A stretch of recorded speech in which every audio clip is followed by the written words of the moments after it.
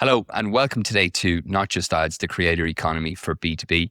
Today, I'm delighted to be joined by Mike O'Keefe. Mike leads marketing. He's the VP of marketing at Thirdfort. Mike, thanks for joining us on the show today. It's a pleasure to speak with you. Yeah, likewise, Marcus. Thanks for having me on. Great. For people that are unaware of Thirdfort, maybe you could just share a little bit. I know that you're in the verification space and you're in the legal category, but for people that are unaware of the product and the category that you're in, maybe you could just share a little bit more. Yeah, of course. So Thirdfort is a client due diligence platform for legal, property and financial professionals. In layman's terms, that means that we help those professional services businesses understand who they're working with, that they're legitimate, that their funds are legitimate, and that they meet all of the regulatory requirements that are required for working with those businesses. So really, we're a compliance tool that those firms use to understand who their clients are before.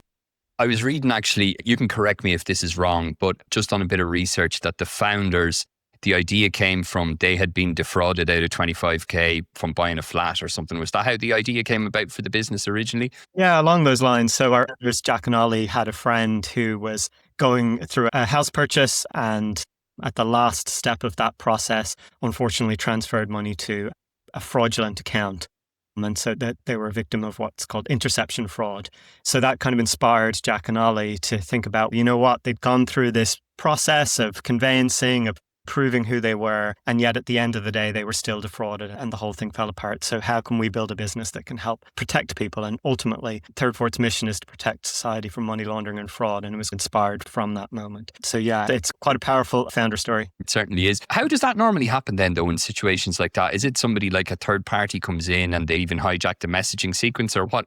Normally, what are the cases where things like that happen? Yeah, a lot of it can be, it's phishing or kind of social engineering. They will be monitoring the emails of these businesses, or sometimes they'll just chance their arm and unfortunately hit the wrong person at the wrong time, the right person at the wrong time, if you want to look at it like that.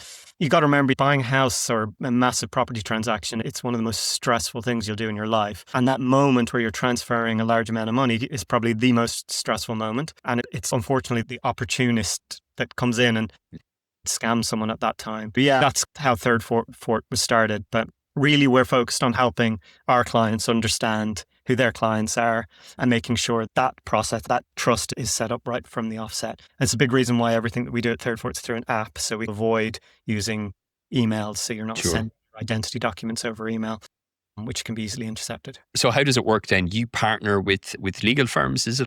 What's the business model? Yeah, so our customers are primarily legal and property businesses. And so what we do is if you've ever onboarded with maybe a large digital bank like Revolut, for example, you might remember going through this process where you had to provide your passport, you had to do a bit of a face scan. We effectively allow these businesses, these legal businesses, to have that same technology through our app so that they can onboard people, much Monzo or Revolut onboard for people as well. So that's that first step. We also then offer other services where in order to buy a house, you have to prove that the money that you've got is not laundered money. Sure. So we have a solution that kind of will connect to people's bank accounts through open banking. We'll read bank statements using AI as well to make sure that all of those funds are legitimate, and that ultimately that our clients, those law firms and those professional services businesses, aren't inadvertently laundering money. And I guess it speeds up the transaction process as well. Yeah, it does. I remember when I first moved to London, I had to go down to the other side of the city to show my passport to an estate agent to prove that I had the right to be here and the right to rent. You can do that in minutes now. You get the Thirdfort app on your phone, wherever you are. You can be in Bogota or in Birmingham, and you can complete the check. So yeah, we're allowing our clients to let their clients easily onboard and prove it there. Sounds like you've really solved a pain point in the market as well and added a lot of value. Yeah, and I think there was a little bit of luck involved in that. Jack and Ollie established the business in 2019, just before COVID. Everyone said that the regulators will never accept digital ID, you'll never be able to do this. And it turned out that the regulator was very open to this innovation. And then COVID hit, and all of a sudden the idea of going into a law firm was out of the question. And so there was a massive adoption of Thirdfort at that time, particularly in the ID checking side of the business. And since then, we've gone from strength. So starting with that initial ID piece and then the rest of the client due diligence process, whether that's onboarding people or businesses as well, which is another part of our business. So how does it work then from the business lines? Do you have does the app sit on the infrastructure of the business, or is it like a white label solution you give them and they take your technology and integrate it into their own systems and workflows and stuff? Or is it different? Yeah, it's different. So what we actually do is we ask consumers, the end consumers or businesses, to download the Thirdfort app onto their mobile device. And then we allow our clients, our professional services clients that we work directly with, to have access to a portal that they use. And the reason that we have a Thirdfort app is that trust element. So a lot of people, when you're buying a house, you'll work with an estate agency. They need to do these checks. You'll work with the conveyancer or a law firm who need to do these checks. A couple of months later, you might be working with a wealth advisor if you're so lucky, or your business, you might need an accountant. They will do these checks as well. So by having that Thirdfort app, we can allow that the consumer to be familiar with that process and just go through that same process, or ideally using another product that we've launched called Secure Share. They don't even have to re-provide that information. It can just be shared across different. Gotcha. So once it's shared, once they can access it then, or you can give them the ability to access it so it doesn't need to be repeated. Exactly, yeah. Makes a lot of sense. Then from a marketing standpoint then, so it's your marketing, I guess it's B2B and B2C as well. Yeah, it is. It's primarily B2B at the end of the day. Our clients are those professional services businesses. But of course, we have to build that trust and reputation with our consumers that they're comfortable using the app as well. How do you look at that then, though, in terms of when it's B2B? Are you looking at, like, I know that it's predominantly an app. I see that I've from the research, like you've more than 3 million downloads now on the app. Would that be right? Yeah. So it's a sizable amount, which is congratulations. When you look at that then in terms of the marketing standpoint and the trust piece, what are the things that you look at in terms of, say, metrics and stuff when you're reporting? Is it like, I know app downloads is obviously key, but what are like any of the other leading metrics that you may consider as well to see if you're on the right track with certain initiatives? Yeah, I suppose from the consumer point of view, we're lucky because if you have a solicitor and they say that I need you to do this, chances are you're going to do it. You're going to download that. So what we actually look at more importantly in Thirdfort is once those consumers have downloaded that app, are they completing the checks? Are they getting through that process? And actually a big selling point for Thirdfort is we have a team of about 20 or 30 people based in Manchester in the UK, our support team, who will actually help end users complete those checks. Big pain point, if you're a law firm and you're onboarding thousands of clients, you don't want to be dealing with my passport's out of date, that bank statement. So we have a team that will help with all of that back and forth. And then we'll only charge our end clients based on those completed checks. So it's in our interest to make sure those checks are completed. So really what we're trying to do is optimize that consumer journey, make it as easy as possible, as smooth as possible, so that people are completing checks. And that's what we report on, is that completion rate. Gotcha. So so in a way, it's like a kind of a converted user. Once you have the completed check, like a converted user, so to say, that's how you would measure it. Let's say if we were looking at this as a comparison to e-commerce or something like that. Yeah, absolutely. It's a good way of looking at it. Yeah, it's how many checks are being completed and at what rate, and also the time that it's taking as well. And so put a lot of money into it, making sure that UX and that UI and that support team that I talked about is as slick as possible. I suppose from the marketing perspective as well, it's about making sure that when people go onto thirdfort.com that the information's correct, that we're a legitimate brand, that you're sharing your most sensitive personal information. We want to make sure that we're credible and showing up in the right place. But my team's perspective, we're almost entirely targeted on bringing in new businesses, B2B. When you look at a new business for B2B, then like what do you find is working well for you? Even stuff that you've tried that hasn't worked well, or what are you seeing in B2B? Because it's constantly changing and there's trends, but I guess the fundamentals are similar, like depending on the business, of course. Yeah, strangely enough, webinars are a current successful tactic. And if you'd asked me that in 2020 or 2019, would we still be doing webinars? I probably would have laughed at you, but no, seriously, like that. That's our most highest performing channel at the moment, is through webinars. We've moved to that traditional inbound approach. So we have some great internal spokespeople who create amazing content, publish that content, whether that's on the web or on LinkedIn, make sure that we're getting that out there, that we're in, like ultimately we're trying to be where our clients or our prospective clients or prospects are hanging out, and that we're educating them. So when they enter the buying cycle, that Thirdfort's one of the first businesses they think of, and lo and behold, that's how they come across. So to answer your initial question, most successful tactic at the moment, webinars, but ultimately it's very much driving an inbound.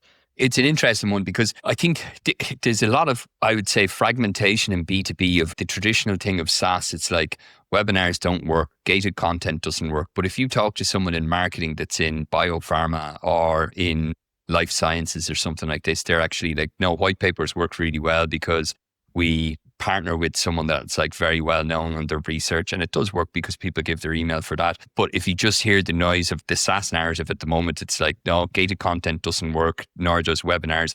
But when you actually test it and that you have something relevant to the audience you're trying to engage in, all those things can work. I guess it's like the type of the content and what's actually relevant to the audience that you're trying to engage with. 100%. Look, when I started out my career, I came up through demand gen roles, very much create this piece of content, mediocre content, get it behind a gated page, like out there, work with vendors to basically just get that stuff out there and those leads, and have our SDRs hammer those leads and hopefully book a few meetings off the back of it. That kind of almost spray and pray, unfortunately, it was very easy to measure, very easy to track, but wasn't great for the end. Just because I downloaded a white paper, does that make me interested? I'd love to talk to you a little bit more about the webinar then.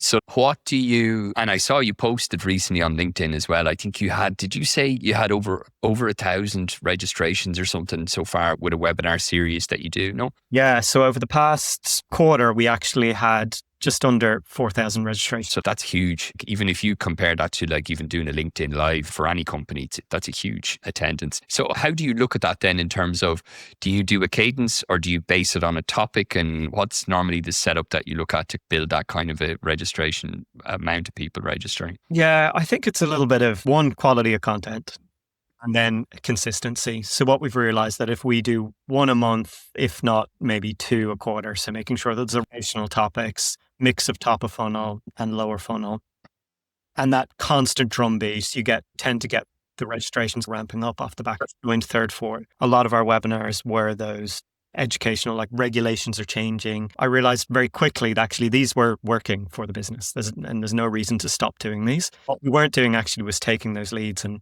doing anything with them internally. Gotcha. But that quality of content piece was very important. And so over the past couple of years have just kept that going and making sure that, you know what, ultimately our audience like this format. They like the quality of content that we're providing, and we're educating them on a pain point that we solve for. So it's a win-win for us. When you put out good content, people are going to want to attend the next one and the next one and the next one. And the last record, so last month we ran a webinar on some upcoming regulation changes. We got 1,500 registrants and about 50% show rate. So even the show rates are really strong. And making sure that ultimately, if that's what our audience wants, give it to them. No, it's true. The thing is, I think it's like there's no need to reinvent things. If you see what it's working, it makes sense to just double down on that, and it's having a resonance, so it makes sense. Yeah, and I think something you touched on there about that kind of the white papers working or not, like at the end of the day in B2B marketing, it all starts with accounts. Like we're selling. And so most businesses, you can map out all of the accounts that you want. You can have lists into the thousands of accounts if you want to. But ultimately, only a couple of percent of people are ever going to be in a buying cycle.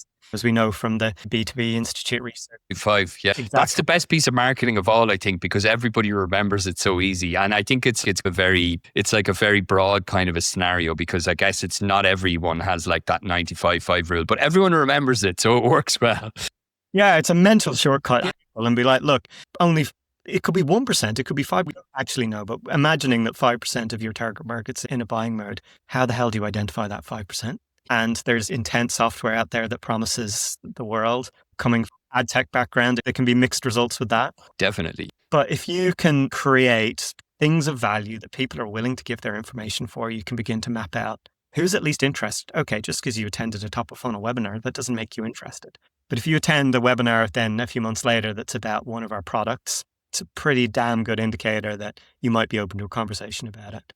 And so really it's just ultimately trying to think about where are people in that journey and play that content that they want at that stage and make it relevant to try and map out that and find that 5%. Makes sense. When you look then at, like you mentioned about topics and the quality of content, I'm guessing that you don't really think about that in terms of like, okay, keywords or anything. It's more, okay, what do we see in regulation? What's changing and what's top of mind, whether it's AI regulation, whether it's verification regulation, whatever the topics may be.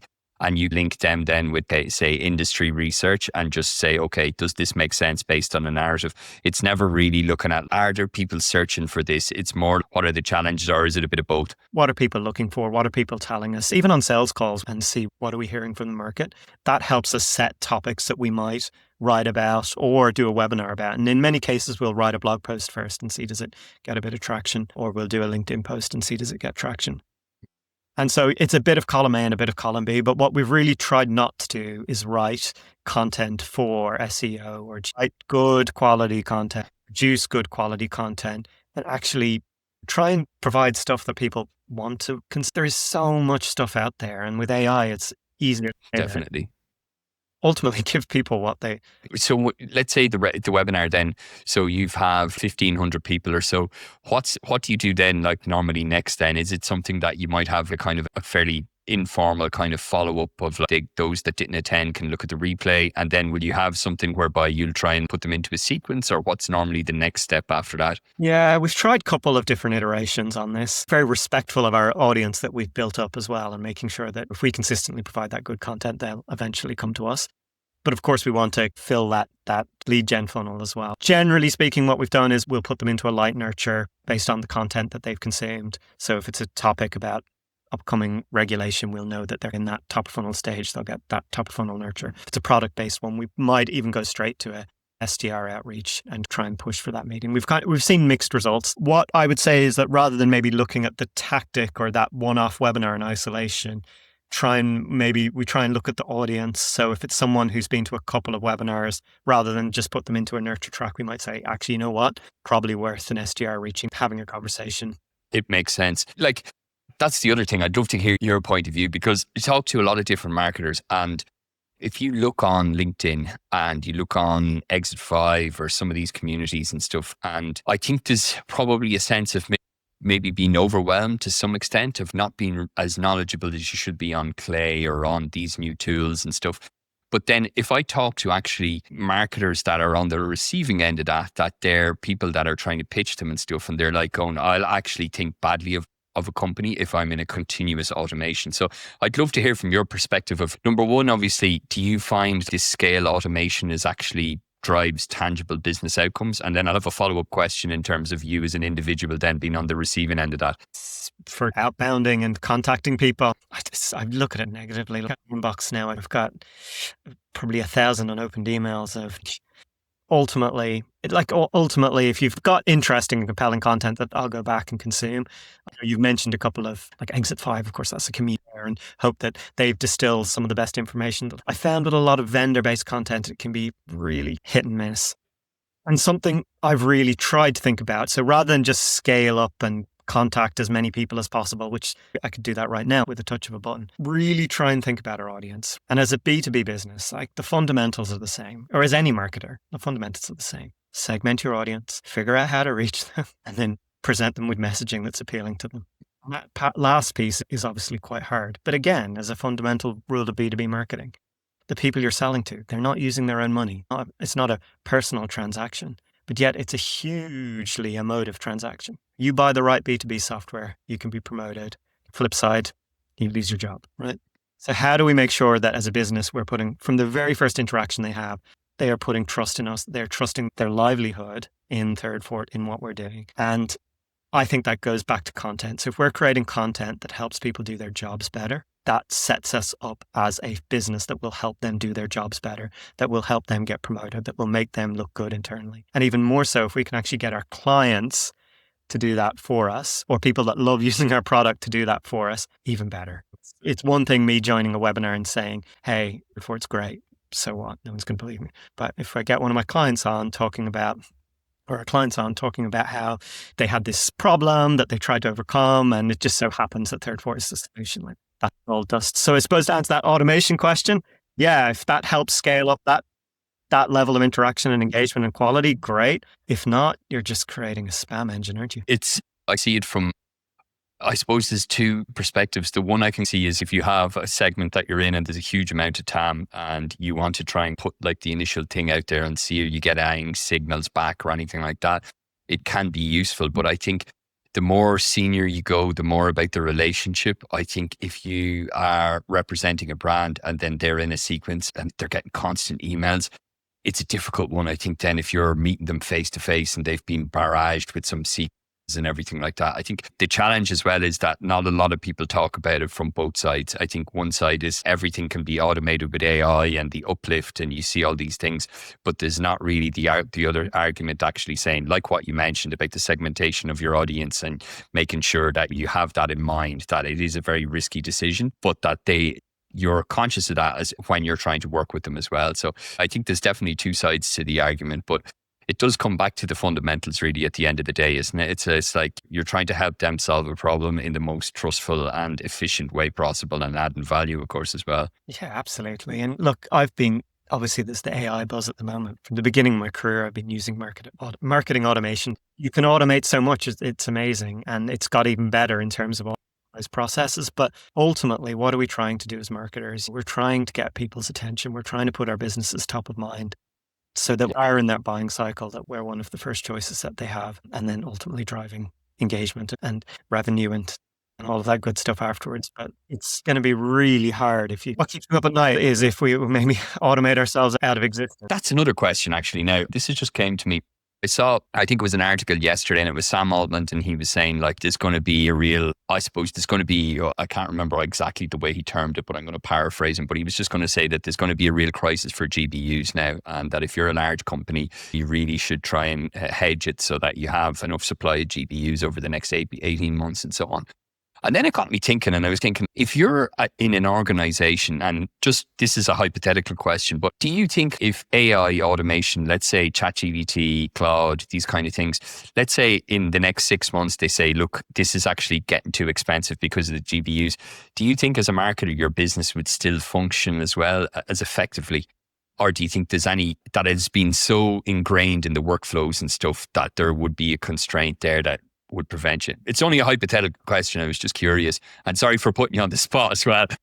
Great question. I think we've become quite reliant on it. It probably wouldn't be easy if that cost of that went up. It's inevitably going to go up though, isn't it? You're really paying below like these businesses aren't making a profit. No, exactly. And they need to as well with the amount of money that they've raised and everything. 100%. So that is coming. And I suppose like anything, you figure out like what are the actual use cases that you need to use this for. But frankly, like going back to the fundamentals of marketing, like if you can try and figure out where's your audience at and engage them and be where they are, and I don't think it will really affect us, but yeah, it might be a little bit harder to create content at scale or run some of the automations in the background for sure, but we would survive. And I think it's interesting to talk about Sam Altman, like talk about AI replacing marketers. Like Sam Altman is marketer supremo. Like he is every single podcast that you can imagine. He's all over YouTube. He's literally everywhere. He's everywhere where his audience is. He is a marketer as much as anything else. So I think he gets it. The fundamentals of finding your audience, figuring out where they are. 100%. It's the distribution piece really, isn't it? It's like they know that they need to be out there talking about making things of how we're all going to be replaced and everything, and it continues to get people's attention. Yeah, it's a great hook, isn't it? For sure. One of the things you touched on, Mike, as well, was around thought leadership, and you have a lot of people in the company as well that are very big on that. And what do you think in terms of like even partnering with subject matter experts, even having thought leaders within the organization, like how does that work from a marketing function as a business driver for you? Yeah, it's a huge part of our success and a huge part of that inbound motion I talked about earlier. We are very lucky internally to have someone on our team called Harriet, who's an AML expert. And so she is very much on top of all of the changes in the regulations. She is that subject matter expert, and she's used across the business to mine that expertise. It's invaluable to us as a marketing team. Firstly, educated us all so we can all level up and begin to understand some of that knowledge. But she's also well known and well respected in the space that we operate. And so Harriet, she doesn't like me saying this, but she is almost an internal influencer for us because she's well known in that space and lends credibility to what we write and create. And I think without someone like that, it's very hard to grab the attention of the audience that you're going after. I'm sure there's tons of people I could name out there who are in the marketing space that have, if you're a B2B marketer in the marketing space, you are the subject matter expert. It's quite easy to be out there talking creating content because you are your audience in many ways. But if you're not so lucky as to work in the marketing space as a marketer, you have to rely on others to do that for you, whether that's an internal expert, whether that is some of your engineers or product people who are in the business, your CEO, founders, another really powerful voice for us. But also, and I touched on this, your clients can be that SME expert and honestly championing the work that they're doing. We sell to heads of compliance, and there's a lot of stereotypes around that. That job function, unfortunately, can make their lives quite difficult internally. They're often seen as policing the businesses but they have a hugely important role, hugely important function. And at Thirdfort, we talk about protecting society from money laundering and fraud. Without those heads of compliance, our mission wouldn't be fulfilled. It's those people out in the front line that are doing that work. So I'm really passionate about championing those people, highlighting their stories, highlighting the pain points that they've uncovered. As I said, it just so happens that Thirdfort helps them overcome that. We're not the sole reason for their success, but if we can be a small part of it, I think that's huge. Yeah, I think without those subject matter experts, you're just going to have zero credibility. And you may as well just get Claude to write you a blog post and slap it on the webpage. And people see through that then a mile away. The credibility piece and trust, especially in the industry that you're in, is key. And I don't know, just as much as anyone else knows about what anyone else is doing. Like you have to, have respect for your audience, give them what they want, but also have an educated voice on it. Definitely. Mike, from your perspective then with B2B and some of the trends that you see in the future then, where do you see, like, thought leadership is obviously going to be something that's going to be key. And it's not a trend, it's really somebody that has a subject matter expertise and credibility and knowledge that's unique to the point of view that they have. Regardless of AI, I think there's always going to be an appetite for that, and that's always going to be a need for an organization. But do you see there's any other trends or anything like that? We talked about AI, but anything else where you see that's going to have a kind of an emergence now over the next, I don't know, say 6 to 18 months to 24 months in B2B from what you're seeing?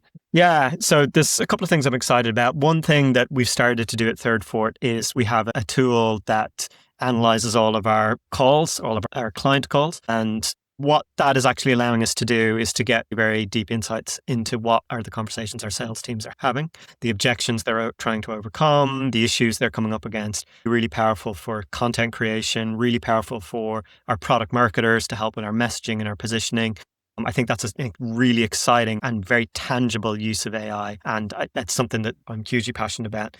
The other use case I'm passionate about is I talked about trying to figure out that market mapping and which accounts are engaging and which accounts are not. AI is making that really much more effective and easier than ever before. So there are two things that I'm excited about right now and we're actually doing right now. I suppose the trends that kind of maybe concern me a little bit more are more around what we talked about of that automation of spam, of if there's even more content, the cost of creating stuff diminishes. Do we begin to burn people's attention? I'm already finding that if someone sends me an AI message and I get the slightest hint of AI, my brain just goes, no. And I can guarantee you that there's millions and billions of other people out there who are going to have that same response. So how do we stay ahead of that? How do we stand out? And I think we talked about subject matter expertise, authenticity, people that know what they're talking about. But sadly, I think a lot of it's going to be about in-person events, maybe even like phone calls with real people.